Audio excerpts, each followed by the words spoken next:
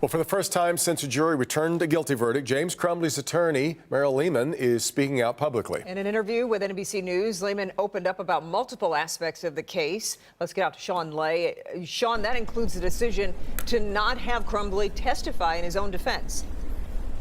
She said the jury heard from him in videos from police and 911. She didn't think it would change a thing. Look, Mariell Lehman right here. We got to know her style and her defense of James Crumbley. Now we get to answer questions. She gets to answer questions like, what was her reaction and James Crumbley's reaction when the verdict was read? He was. I think that we both were. We know that James didn't know what his son was planning. We know that he didn't know that his son had obtained access to the firearms, any of the firearms in the house.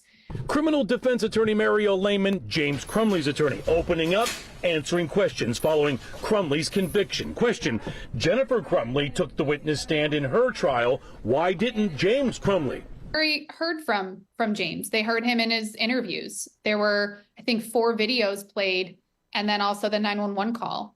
They heard from James.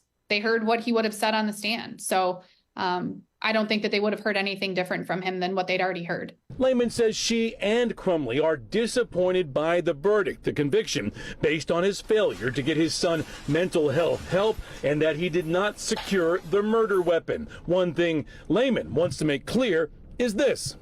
And the truth is, he's a really good person, and he was a really good dad, and he had a really good relationship with his son.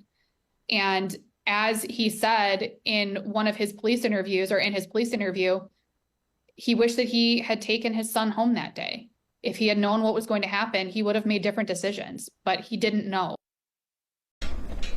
Back here live, what's next in all this? Sentencing for James Crumbley and Jennifer Crumbley. Lehman says for James Crumbley, she'll file a memorandum suggesting what she thinks the sentence should be. Live tonight, Sean Lay, Local 4, back to you. Yeah, okay, Sean, thank you.